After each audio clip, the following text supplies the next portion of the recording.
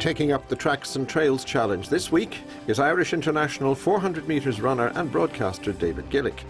This week's walk is in the heart of the 12 Bends in Connemara. As a 400 metre athlete, walking, it's not something I would have done an awful lot of in conjunction with my training, but it's quite an integral part of my repetitions, if you like. So for example, I might have to do 6 by 300 metres on the track, and my recoveries will be all about walking. And it just gives you the time to just kind of almost reset the body in terms of getting your heart rate down, you know, getting your mind ready to go again for another repetition. And that's when the medals are won, on the track when you're training. I love coming down here. It's been a part of my youth, and I just kind of love the scenery, I love the tranquility of it all and the ruggedness of this side of the country. Now I have a family of my own, my wife and my baby boy Oscar. We tend to kind of get out as much as we can. We're living in Dublin, so the Dublin mountains would be on our doorstep. And what I really love about it is just kind of looking down on the city, because I've never climbed a mountain over this side of the country, would you believe? And I think it's a case of what can I see and how far can I see?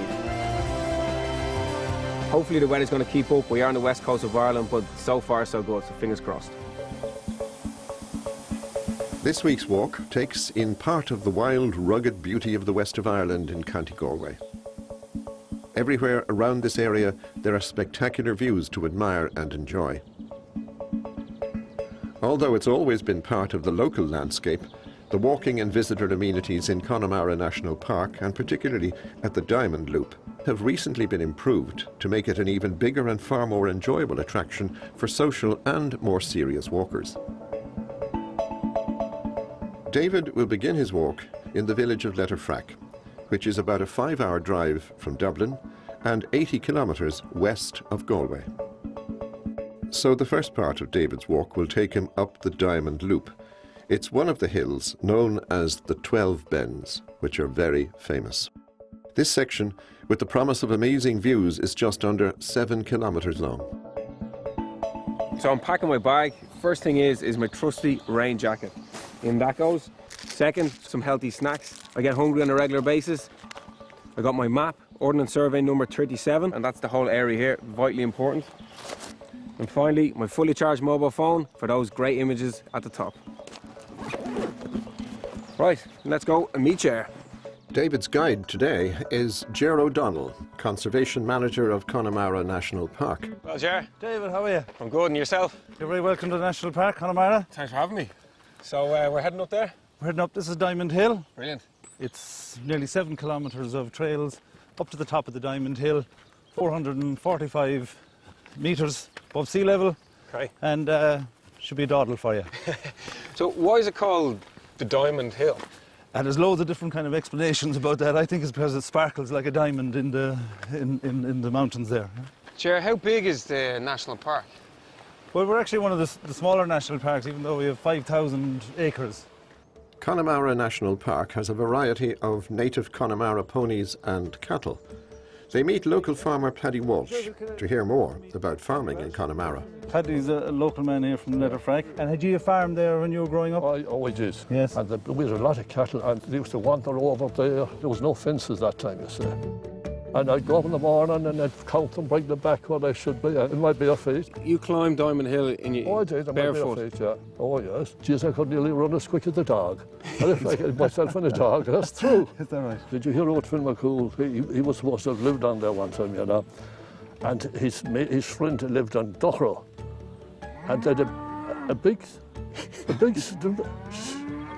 What's that? Oh, that's a bloody cow. What's happening here? They missed their friends. Them cows. They came out of the other field.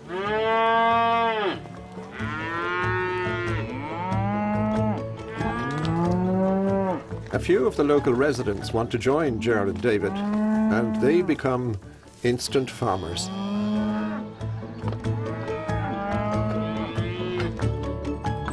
It's something you don't do every day in Dublin, is it?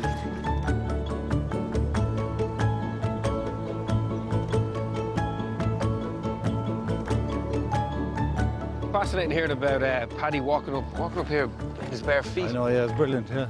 Just looking, there's Duck Crew over there, that the story he told of Finn McCool and throwing the stone at each other. All from across. one mountain to another, yeah. Absolutely amazing. And there must be a great array of wildlife and all those things. It is, but most of it's unseen. You have to kind of get down and dirty to look at it. I mean, for instance, those caterpillars there. Wow. That's the kind of stuff you don't notice as much as So you the have to bigger kinda animals. go you know? looking for it a little bit. You have to go looking for it, yeah. Even when I'm walking around here, I'm getting like great colours. The headers here, those purples. Just a few weeks ago, this whole area was completely covered in this ling heather, this beautiful purple, pink colour. And next month, all the grass, all the millennia, that'll be turned a kind of a reddish brown, and the whole area will change again.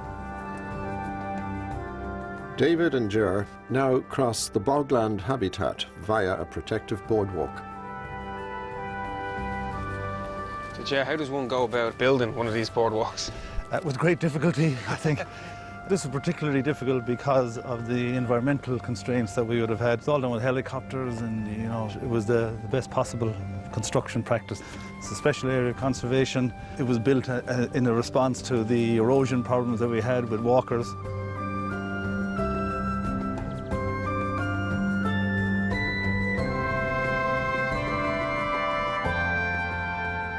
So that's what it's all about. So isn't it? this is it. This is one of the main points that people come to and to look out. We're looking out into, this is Ballinkill Bay out in front of us here. And to the right is Tully Mountain on the maps, known locally as Letter Hill down here. And this is out towards Cleggan Hill, Cleggan Head out there, out to Inishturk, Clare Island. And there's marvellous islands to visit. And Inishturk, Inishboffin, Inishark. And further down you'll see Crow Island and Friar Island. Yeah, it's an amazing picture. And you can even see Achill up there with what's like a kind of a dragon's tail of that jagged edge at the end. It's absolutely marvellous. On a day like this, it's best country in the world. So you can walk around from as far as here, and you can go back to the centre, or you can continue right up to the top of the diamond. And what can I expect now as I get a little bit higher up this mountain? Well, this is the view mainly that we've been looking out the west, but when we go up here, when we get up closer up to the top of the mountains, we'll be looking back into the 12 bends, back over to the Mam Turks, and the views from every side are absolutely spectacular. Will we go on?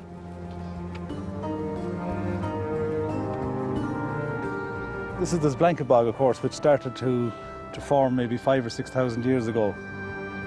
In order to have a bog formation, you need to have at least 1,200 millimetres of rain. We have about 1,800 here. There's places in the Mam Turks could be up to 3,000 millimetres of rain. And you need it to rain over 200 days a year. So we comfortably fit into all those parameters. The landscape just gets so waterlogged. That's where this landscape comes from, and it goes all the way from Donegal down to West Cork, West Kerry.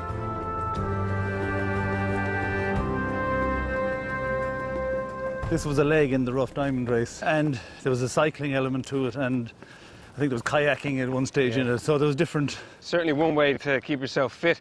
Already the heart rate's gone up and beginning to pant a little bit. Yeah, I think that everybody comes to visit here. Not all will go to the top, and people like to be challenged by this, and it's not too hard and not too easy. People can do a short walk, or they can go to the top. You can spend the whole day here, and as I said before, it's free. Free. Yeah. Yeah. Yes, definitely as we get higher and higher, the views just keep getting better and better. We're kind of looking north now up. See those beautiful beaches in South Mayo, down around Killadoon down there that are coming into view. Breathtaking, really. It is, it's truly amazing. As David and Ger stop for a short break, even David is impressed to meet some people who are running up the hill. Why on earth are you running up this hill? Why not? It's the only way you can get a view like this is by getting up to the top of that. And have you done this before? No, first time doing this. Okay. Yeah. And what's the time? What are we looking at? Are we looking for a personal best? No, not really. Try and get up it as easy as possible without too much stress, you know? Yeah. Cheers, guys. Thanks. Cheers, how about it? Come on, Ger. I'll catch these now. Come on. I don't think so.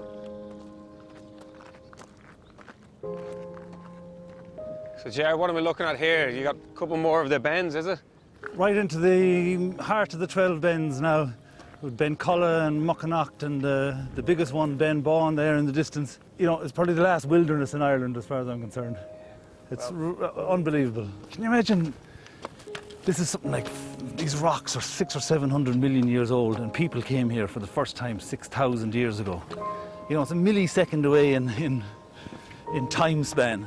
Absolutely.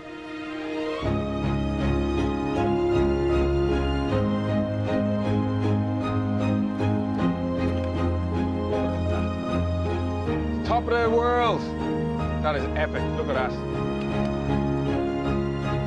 Breathtaking views.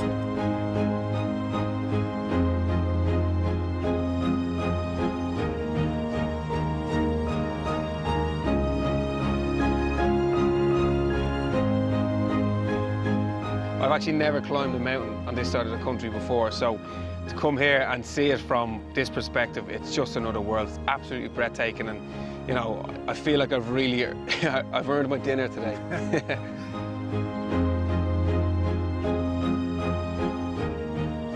David, just be careful on your way down. Most accidents happen on the way down and it's quite steep, but it's not slippy today, so we'll be fine. Yeah, duly noted.